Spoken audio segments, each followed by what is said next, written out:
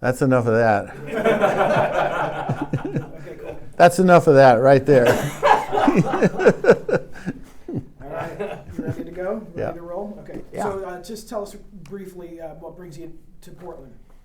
Well, I got an offer from my buddy Jeff Sanders, who runs my tournament down in Napa Valley, the Safeway Open, and he said, "You want to come up to Portland?" And of course, immediately I'm thinking steelhead fishing, but he told me to do a question and answer with him, and we're good friends, and it's sort of like falling off a log doing a question and answer with him. So I thought, yeah, I'll do that, and so the combination of the two things, I'm having a good time. You know, we're trying to promote the Portland Open and the Winco Foods, and it's just nice to be in Portland. I've done a lot of steelhead fishing and on Three Rivers there by Hebo, Oregon, and then also, of course, covered the U.S. Amateur when Steve Scott was beating Tiger by 6.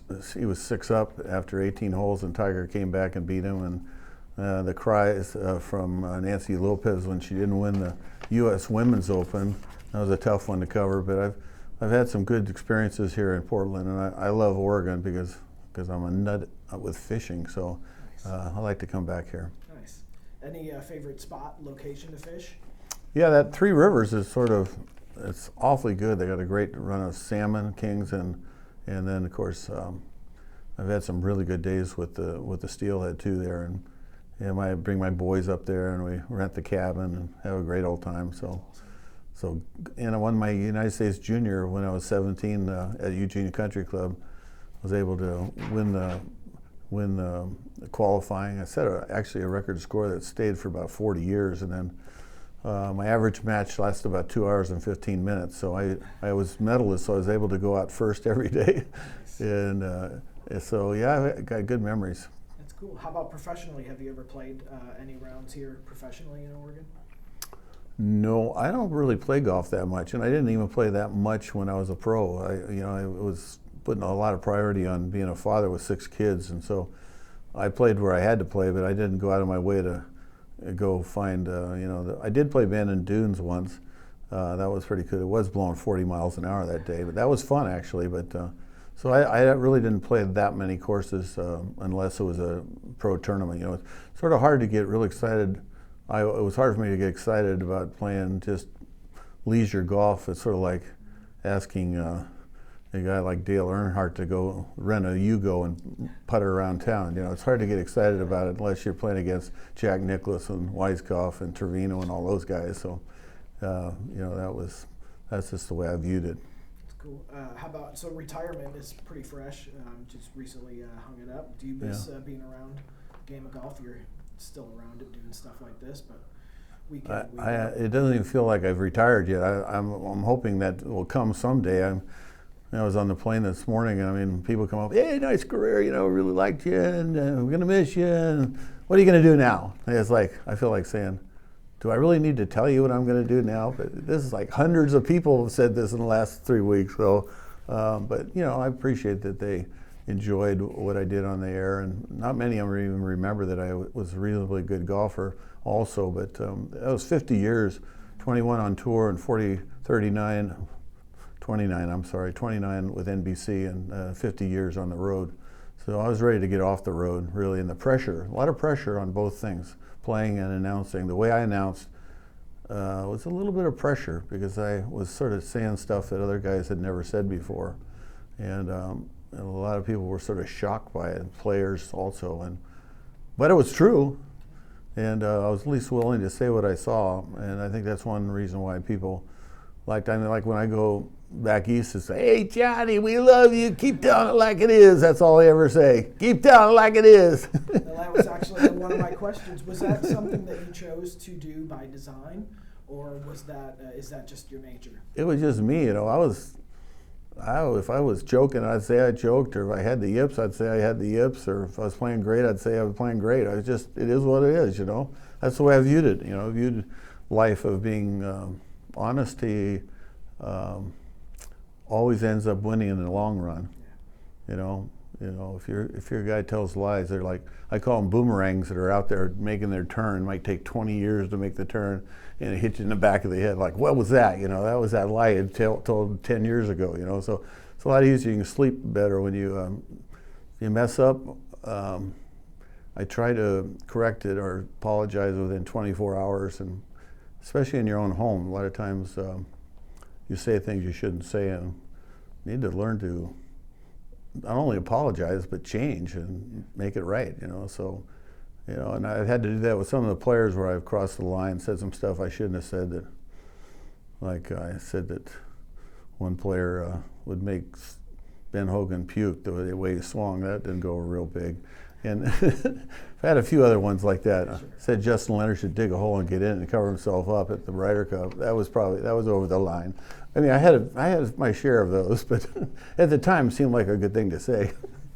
Well, it shows that, you know, A, you're human, and B, you're speaking from the heart. And, you know, sometimes it. Well, I tell people the secret to public speaking is saying things that are unexpected. You know, like Charles Barkley, he gets away with stuff I couldn't even get away with, but you know, people want to know what he's going to say. What's he going to say now? You know, instead of saying, "Yeah, it's nice to be here tonight. It's a really nice event, and I hope you all enjoy yourself." Yeah, okay. We knew you were going to say that. What else you got? You know, that's the way it is. Absolutely, spot on there. Do you have a most memorable or a favorite moment for your time? I think watching Tiger play in the year 2000 at Pebble Beach, where we covered every hole, every putt in 4 days, and he never lipped out one putt on those bumpy greens at Pebble, which is literally impossible. I mean, you're going to have some lip outs, okay, or lip overs. He never even had anything that even grazed the lip. It was the greatest putting performance, plus he was hitting at 9 miles and they win by 15 shots. I mean, it was like, the weirdest thing was that we're on the air for 4 hours, I mean 4 holes. We're on Thursday, on the air for 4 holes, and Dan Hicks goes to me, "Hey Johnny, what do you think about Tiger's chances are?" And I said, "I think not only is he going to win, he's going to win by a huge margin and set records." And he looked over at me like, "What have you been smoking?" You know, one of those kind of looks. And as it turned out, that's exactly what happened. But I saw him the day before on the 15th and 16th hole, and just sort of stood by him, and I could just feel the power that he had. Not necessarily the physical power, but just the mental and the whole thing together. And you could tell he was at the apex of his powers, and he put it all together. He was a great California player, and of course came from California, but that was pretty hard to beat right there. Nice, that's a great memory. Do you, the sport kind of took a little bit of a hit when he ran into some, you know, roadblocks or speed bumps in his career, personally and professionally. Where do you see the sport now in terms of popularity? I think it's good. I think that Tiger getting back in the mix now. They already had a pretty good group of players. There were like a dozen good players, really good players, and then now Tiger's in there and just moved it up a full notch. No doubt about it. People, you know, I know he withdrew this week, but down at the Arnold Palmer Invitational in Orlando, but he'll probably be ready to go, hopefully, at the Players Championship next week. But there's a lot of players in their prime that are exceptional players, not just good players. Golf's in good shape. Do you think he'll catch Jack for major victories? Just PGA Tour victories, you mean? No, just majors. Yeah. Well, yeah, I was. That's right. Yeah, you're talking about the 18 majors Jack has. I'm sorry. He's got 14. Jack was 18. Not many guys have ever won 5 majors to beat his record, and to do it in your 40s, I'd say the odds are about 1 in 100. But there is a 1 there. You know, to win 5 times in your 40s in majors with these 12 guys we're talking about, how good they are. But I don't say it's impossible for Tiger. You know, if he can get one this year or next year, might spur him on and get his confidence going. And he's not a normal person, you know. Tiger's, the record I do like is the Sam Snead's record, to be honest with you. Well, Tiger's at 80, right? And I think Sam had 83, was it? And to get 4 more wins, PGA Tour wins like AT&T or the LA Open or something, even that one is a heck of a record. You know, it's hard to win 84 times. So it's been quite the career for him. But he has made some pretty good doubles and triples off the course, and so I'm probably took a little bit of a toll on him a bit. But when I saw him at the Masters after all this stuff hit the fan, I said, "It's nice to see you again." And he stopped right on this track and he says, "Do you really believe that? You actually are excited to see me again?" It was like he was feeling real mortal at that time. He had been knocked down big time, and so I think when he won the Tour Championship, what I covered last fall, the reception he got there when everybody broke through the gallery and walked him into the 72nd green there, I think it really gave him a lot of confidence that people have, forgiven him, and they're looking past any of the stuff that he might have done that he was feeling bad about. Hopefully, he's made some good changes in his life. I agree. So, one last question: rising stars. Is there one golfer or a couple of golfers that you would suggest we keep an eye on as the next few years roll by? That's a good question.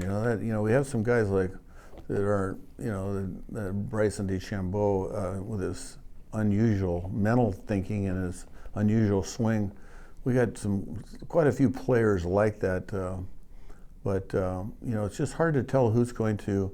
What happens now? The guys make so much money that they'll have a little run where they'll win 4 tournaments or something, and then it's like they get to the top of the mountain, they want to check out the view for a couple of years. The rarest thing is to find people like Tiger that are never satisfied.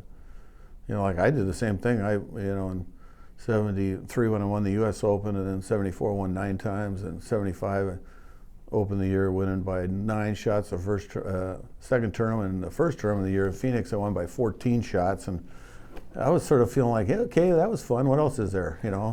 But you have to keep going. So it'll be interesting to see who maybe the next player on that's as good as like a Justin Rose and players like that. And I'd like to see Ricky Fowler start learning how to close out these tournaments a lot better. But it's hard to tell which young players are going to be the guys that are going to be great. Anything I didn't ask? Cool. Yeah. Appreciate your time. Yeah, thank you. Sure. Thanks, guys. Thank you. Thank you, Dan. I thought I heard a paper fall.